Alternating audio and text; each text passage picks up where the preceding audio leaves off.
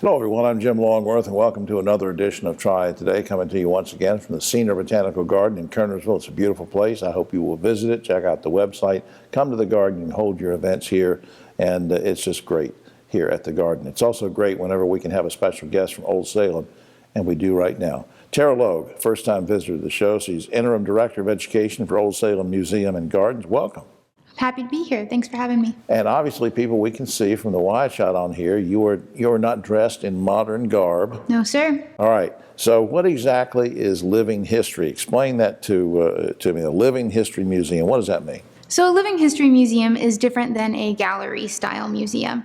Where with a gallery-style museum, you'll often find objects on display, artifacts, paintings, artwork, things like that.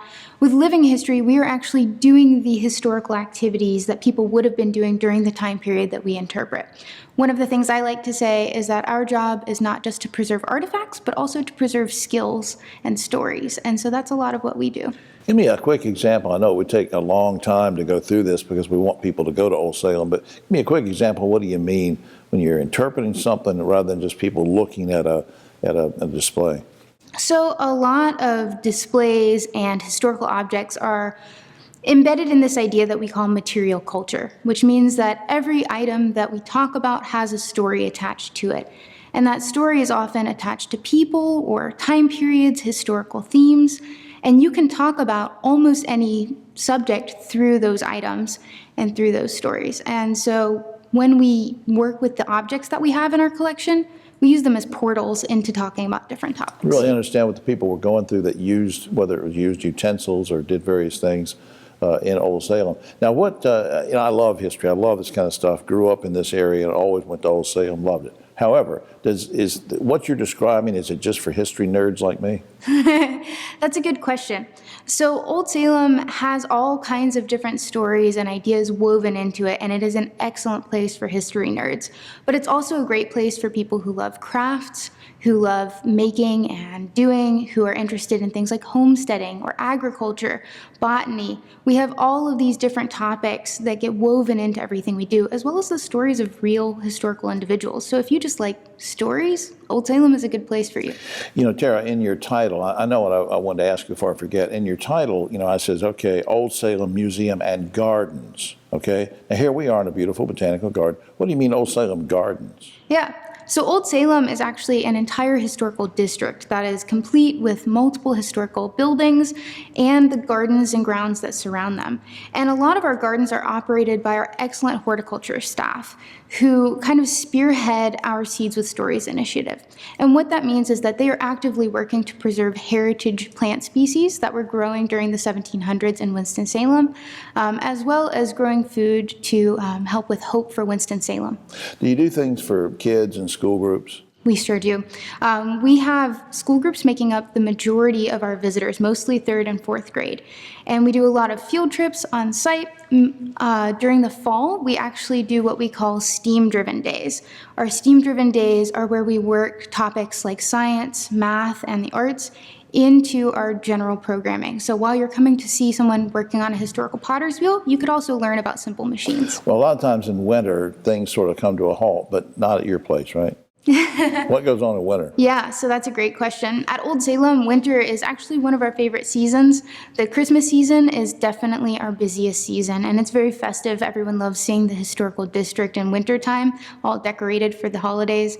This year, we have an event called Salem Night, which is going to be on December 17th, and it is an evening event, so it's going to be candlelights and lanterns, music, and all sorts of holiday festivity. I can't wait. That's really cool. Up on screen, oldsalem.org is a website you can go to find out all sorts of information. And a quick shout out to Rich and Marquita and all the staff at Visit Winston-Salem to handle all the tourism activities and suggested this topic for us today. Their website is visitwinstonsalem.com. Tara, will you come back sometime? I'd be happy to. Thanks for having me. You're going to bring me some bread and sugar cake next time. I'll get you next time. All right. We'll be right back after this. Back now on Triad Today. Always glad we can spend a few minutes with the good folks at GTCC, and we have a first-time visitor to the show with us now.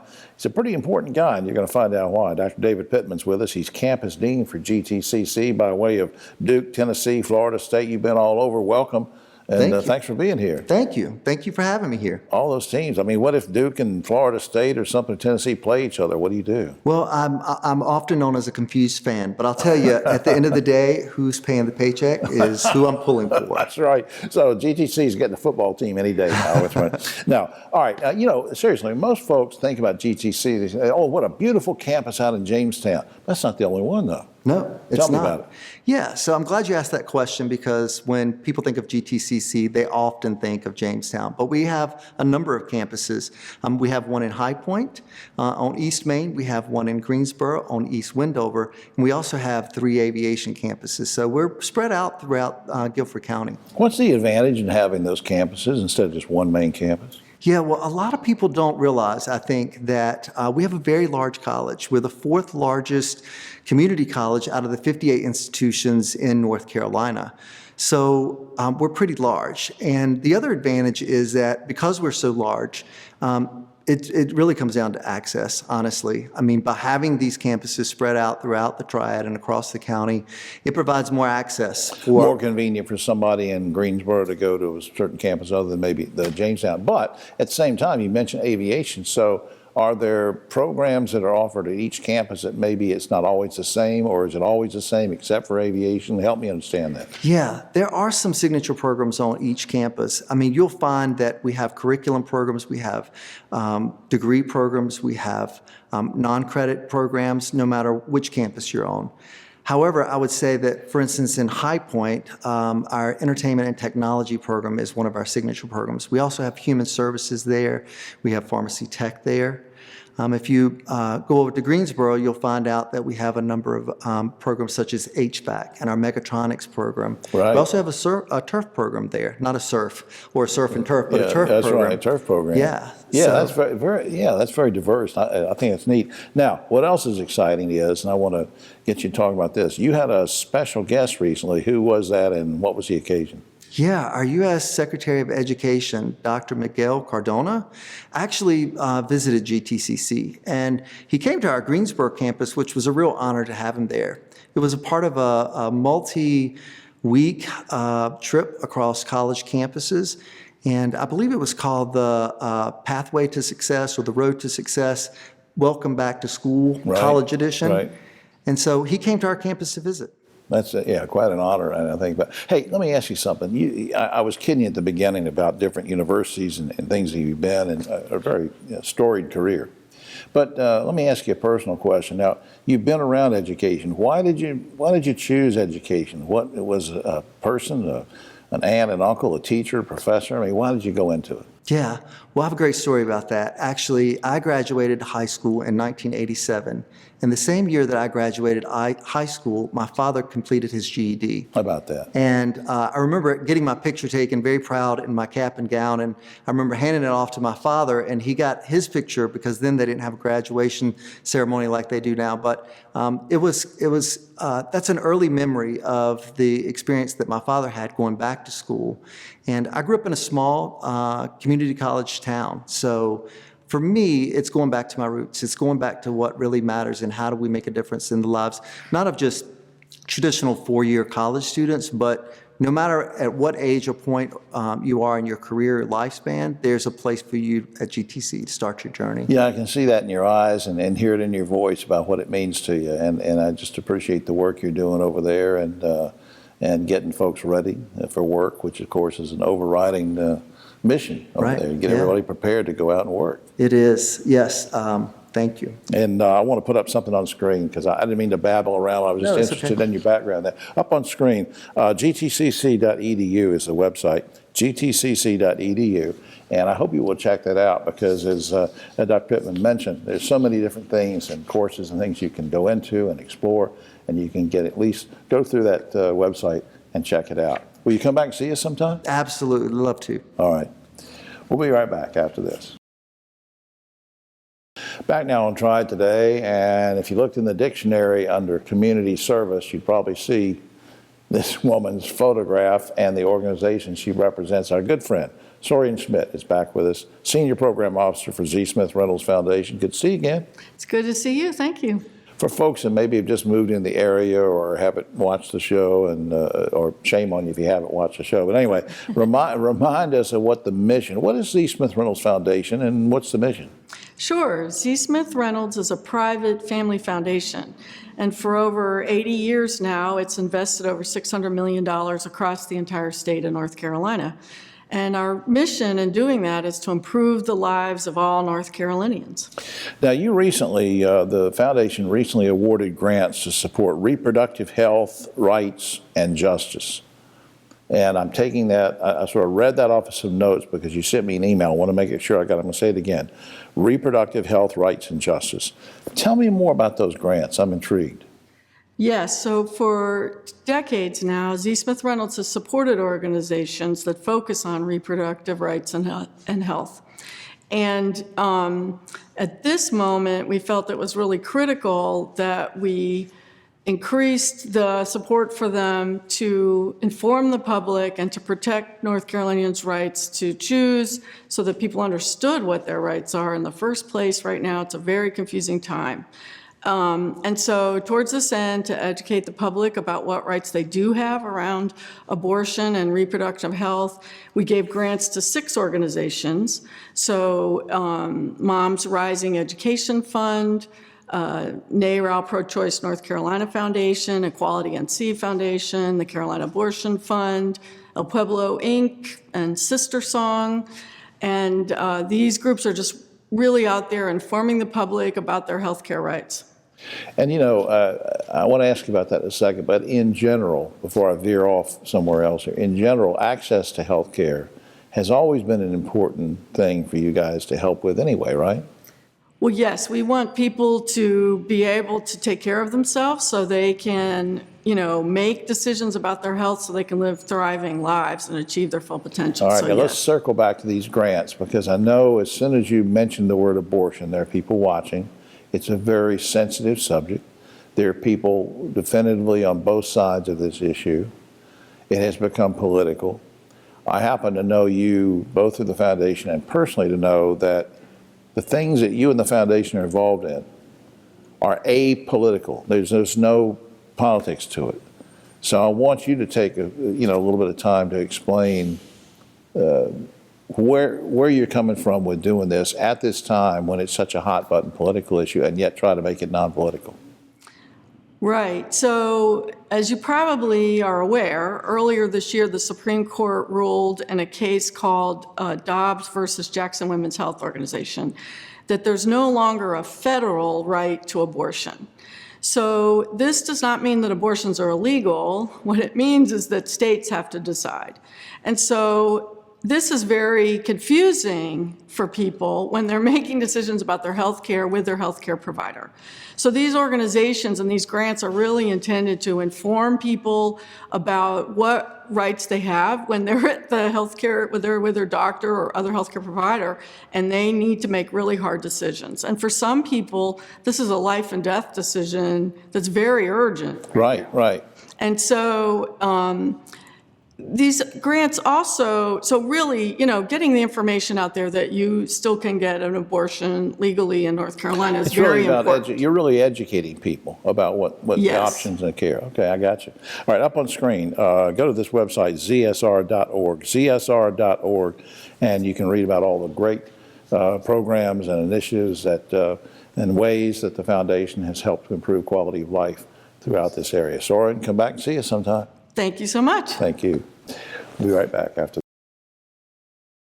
Back now on Triad Today, and I want to talk about something I absolutely know nothing about, and that's good. I'll learn as we go here. We're going to talk about the importance of breastfeeding and some other topics with a very special guest, first-time visitor to Triad Today, Janice Soptal. She's a lactation consultant for Novant Health. Welcome. Good to see you. Thank you. Good morning. By way of Georgia. You're a Georgia girl originally. Yes. Okay, we're glad you're up here. Now, I guess the obvious question is, why is breastfeeding important for a baby's health? Breastfeeding actually provides so many healthy nutrients to the newborn. It has great benefits for mom and baby. It helps reduce the risks for infection for the newborn, reduces the risks for cancers, leukemia, diarrhea, ear infections, a lot of newborn illnesses. And for mom, it also has, been proven that it helps reduce her risks for heart disease, for rheumatoid arthritis, diabetes, cancers for mom as well. Are you kidding? I did not know that. Very, very, very healthy for mom and baby. Well, that's just fantastic. But let me do this on the flip side, sort of play devil's advocate. With all the positives involved, there are some challenges.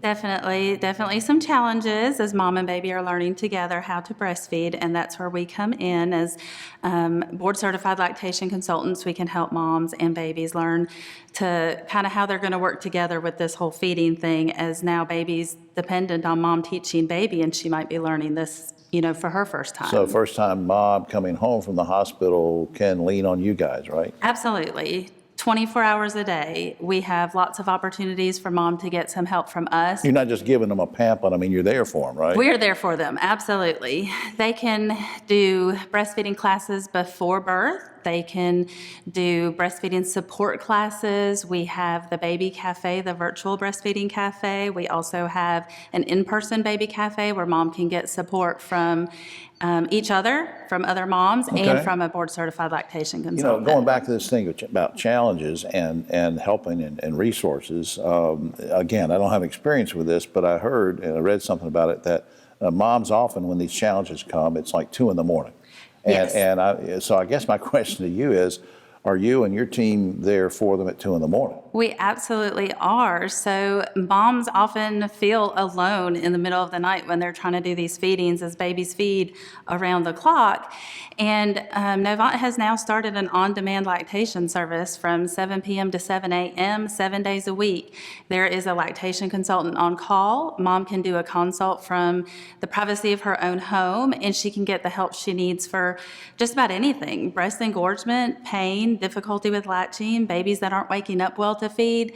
Any concern that she has, we're there for her. Yeah, and I think the myth out there, probably among us stupid men, is that, hey, this is a natural thing. Why should there be a problem? But, it's good to have some resources there, too. Yes. Breastfeeding is very natural, but it doesn't always come as natural. So it's important to know that there's help available 24/7, 7 days a week. Through Novant, we're happy to help moms with breastfeeding. Let me put you on the spot. We didn't rehearse this, but I see such a glow in your eye about what you're doing. What's gratifying about what you do? So I really enjoy the education part of helping moms with breastfeeding. I feel like there's a lot that we can help them know. Moms can go to TikTok, they can go to Google, they can get all kinds of information, but as experts, there's so much information that we want to share with them to help make them successful. Just a few seconds left. Tell me, we talked about you growing up in Georgia. Who or what influenced you to go into healthcare? I would say, honestly, I went into nursing, but I also wanted to do lactation consultant work. My sisters, I have 3 older sisters that cared for their babies and did breastfeeding, and I learned from them and also saw what they got from their community. Right. And that's really what led me to this. That's just great. Well, I'm so glad you're doing what you're doing. I Thank you. appreciate it. Thank Up on you. screen. Let me make sure I get this up here. NovantHealth.org is the general website. It takes you to all sorts of great places to learn about the services and programs available from Novant Health, and I hope you'll do that. And Jana, keep up the good work. Will you come back sometime? Sure. All right. We'll be right back after this. Back now on Triad Today, just about time for the roundtable, but a quick shout out to our good friends here at the Senior Botanical Garden in downtown Kernersville. It is a beautiful place to visit. You can have functions here. You can, I don't know what kind of functions. I've had some functions here too, but I don't know what that means. All right. On my right, but on the political left, Ogie Overman, and the great broadcaster that he is, and journalist, and writes for O. Henry and all sorts of stuff. Don Martin, Dr. Don Martin, who is Vice Chair of the Forsyth County Board of Commissioners. Keith Granberry, founder of Helping Hands Consultants. Guys, let's get at it.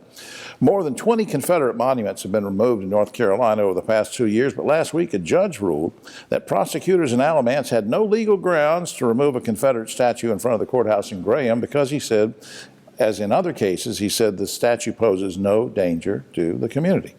Similar cases are pending in Gaston and Iredell. Now, the question is, will the Alamance ruling finally put a stop to the monument removing trend, or will we keep on removing them? What do you think, Ogie? big issue. We talked about it 1,000 times, Jim. The Alamance County judge is loony.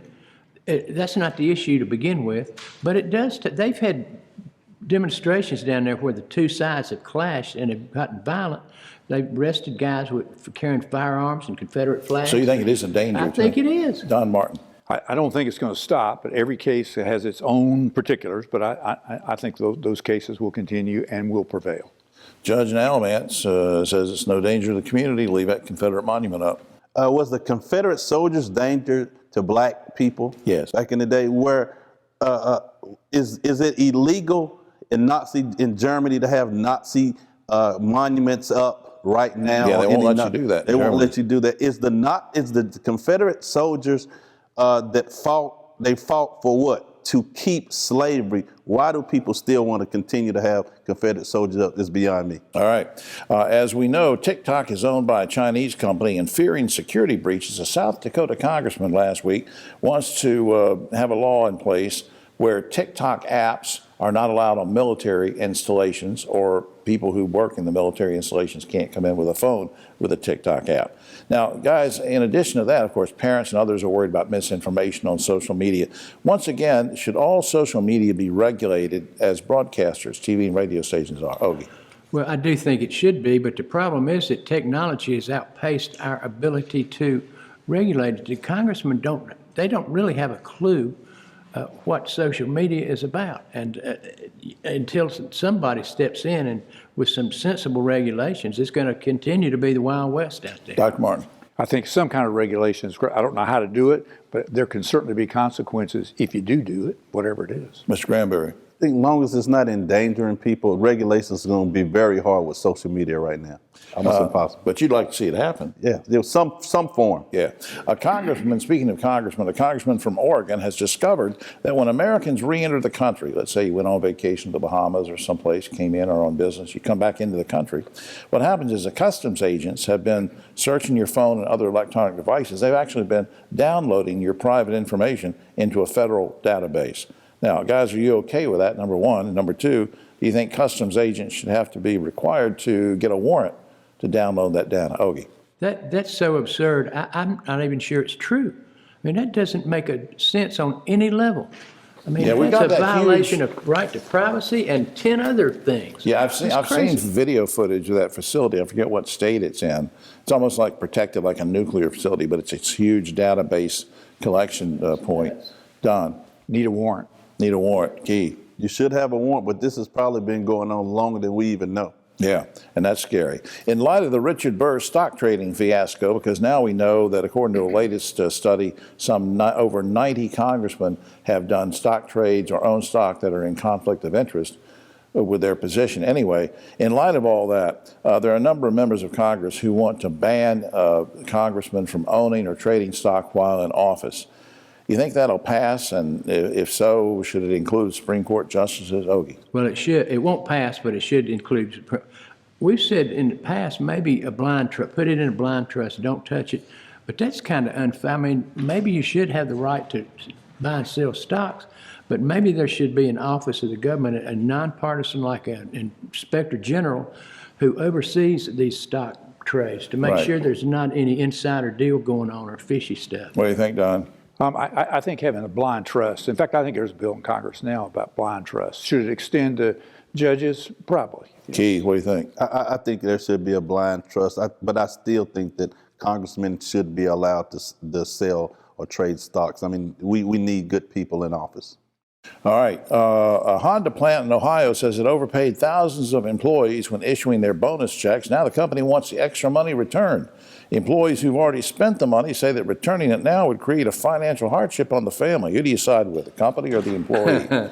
Okay. They can kiss that money goodbye. The plant that's gone. That's done. Don. I'm on both sides. I think the company should get their money back, and I think they can do it by taking a little bit every month for a while. I don't think a company should get their money back. Number one, the company is making millionaire and billionaire out of owners, and these people are making them billionaires. Why not give them an extra money for once? And finally, a recent study by keysofmind.com says that men tell a lie 6 times a day more than women. Guys, do you tell a lie every day? Okay. I'm going to defer to Keith on this one. What does that mean? Yeah, what does that mean? He's going to have a snappy answer. I am not going to have a snappy answer. Don, you tell a lie every day? If you count exaggeration a lie, maybe. Well, Keith, do you lie or exaggerate? You lie every day? No, I don't lie, but I do believe that everyone should have a Confederate statue in their yard. I do believe that. Do you think that's the truth? Yeah, that's good. Yeah, okay, That's yeah, good. that's a good one. I like Yeah, that. everybody should have a Confederate Well, statue. anyway, we're going to put a lie detector on these guys, but that's all the time we have. Oh, except for this. A guy from Colorado last week was trying to climb Pikes Peak, but not just climb it. He was pushing a peanut up Pikes Peak with his nose. Asked during mid-climb, this one reporter asked him, so what do you think of this nose peanut pushing thing? And the reporter said, I hope he doesn't blow it. Because blowing the nose in the, I probably didn't say that right. All right, join us next week and I will say everything right. I'm Jim Longworth. We'll see you then.